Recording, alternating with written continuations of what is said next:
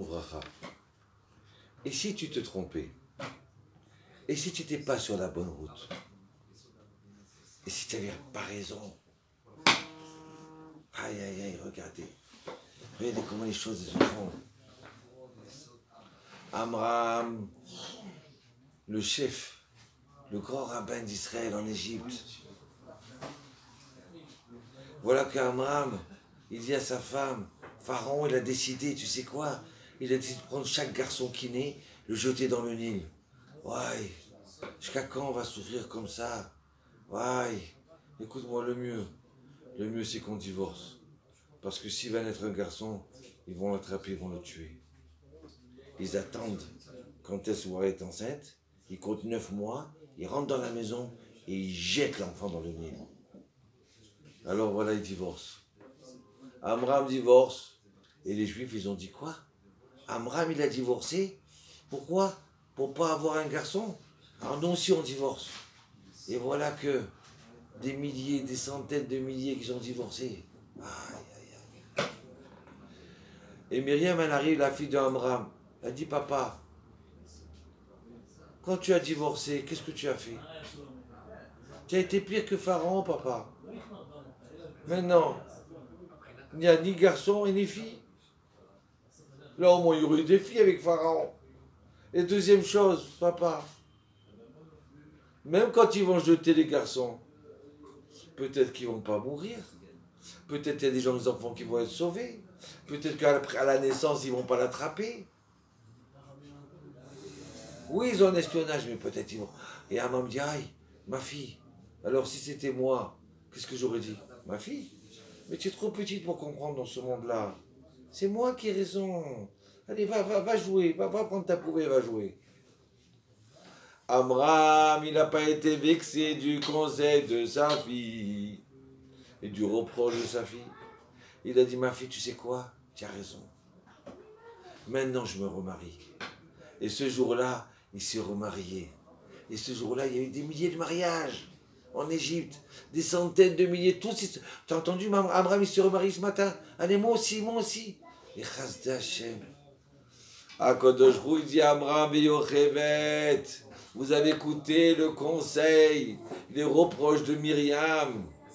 Maintenant, après 7 mois qu'elle est enceinte, Yochevet, elle accouche. Hachem, il dit, le bara, regarde, je te fais un cadeau. Ouais, elle accouche dans la maison. Ouais, quelle lumière, mais c'est quoi cette lumière dans cette maison? C'est extraordinaire. Ouais, c'est un bébé avec toute une grande lumière autour. Oh, comme c'est beau. Oh, comme ça fait bien cette lumière. Comme ça fait du bien de sentir la chaleur d'Ashrina, la présence divine. Quoi, mais c'est un ange qui est né. C'est un ange. On va l'appeler Tov. On va l'appeler Touvia. Chasdé Hashem. Akadosh Hu, il dit Amram, tu as su faire demi-tour et changer ton parcours et reconnaître que tu as tort. Je vais te donner. Je vais sauver ton fils. Parce qu'il va naître à 7 mois et pas à 9 mois. Je vais te faire descendre une lumière extraordinaire dans sa naissance. Et en plus de ça, c'est quoi? C'est lui qui va délivrer le peuple d'Israël. Il va s'appeler Moshe. Il va délivrer le peuple d'Israël. C'est lui qui va recevoir la Torah. La Torah de Moshe, la Torah de Moïse. Aïe, aïe, aïe, tu as su dire d'accord, allez bien, on va changer. Vous savez, j'étais dans la voiture, il y a quelques années au début du GPS. Et alors j'arrive avec mon GPS comme ça, quelqu'un m'accompagne à l'aéroport. Eh, vite, je suis pressé. Alors d'accord, t'inquiète pas, je connais la route. Non, mais viens, on met l'adresse dans le GPS. Mais non, je connais la route. Mais peut-être... Non, mais je connais la route. Il n'a pas voulu écouter, j'ai eu honte. Et voilà qu'on se trouve maintenant dans un embouteillage. Il y a un accident. Tu vois, le GPS, il disait d'aller à droite. Oui, je sais, mais bon, il y a l'accident. Mais comprends, le GPS, il est là. C'est un satellite qui est tout au-dessus. Il voit tout ce qui se passe en haut. Non, ça ne m'intéresse pas. Moi, je connais la route. Pourquoi tu vas te vexer d'un GPS? Alors, la meilleure, écoutez ça là. Une fois, j'ai un ami à moi, il a loué une voiture avec le GPS. Ah, une demi-heure après, je rentre dans sa voiture, je vois le GPS cassé. Je dis, qu'est-ce qui se passe? Il me dit, tu te rends compte? Il m'a dit, erreur, tu t'es trompé, fais demi-tour. À moi, on me dit, tu t'es trompé? Mais ça va pas, quoi? J'ai cassé le GPS. Aïe, aïe, aïe, aïe, aïe. Et c'est pas dommage. C'est pas dommage. Qu'est-ce qu'il y a de grave si on s'est trompé? C'est pas grave. Et regardez encore une autre chose. David Améler, à ce moment-là, quand il le roi d'Israël, qu'est-ce qui se passe? Vous entendez qu'est-ce qui se passe? David Améler, il va voir un petit rave. Il s'appelle Mephibosheth. Il lui dit, dis-moi, mon rave, j'ai bien fait? Et le rave dit, non, t'as pas bien fait. Dis-moi, comme ça c'est fait? Non, c'est pas bien. Et qu'est-ce qu'on pense si je faisais comme ça? Non, c'est pas bien. Et David Améler, il n'avait pas honte. Il écoutait tout ce que disait le grand roi d'Israël. Il écoutait ce qu'on disait. Il disait, ah, à demi-tour, on change. Je me suis trompé. Ma femme, tu sais, en fin de compte, ce que je t'ai dit, je me suis trompé. Hein. Mais toi, comment tu te trompes, le roi d'Israël? Non, non, le petit rabbin, il a dit, j'écoute. La Gemara Brachot, elle dit, écoutez bien ce qu'elle dit, le fait que David Améler, il s'est annulé, il a changé de parcours à chaque fois, et il s'est effacé. Il est né chez lui, David Améler, il a eu un enfant extraordinaire. Il a eu plusieurs enfants, mais un enfant qui s'appelait Kilav. Kilav, ça veut dire quoi? Il a fait regagner son père. Kilav, c'est quoi? C'est quand il a grandi, ce Kilav, hein? Eh bien quoi? Il est reparti voir le petit rabbin. Il lui dit, écoute, j'ai appris la Torah moi aussi, j'ai étudié tout ça. Regarde, qui t'a dit mon père il y a quelques années? Non, toi tu as dit, c'est pas cette route. Mais voilà, c'est comme ça, il avait raison mon père.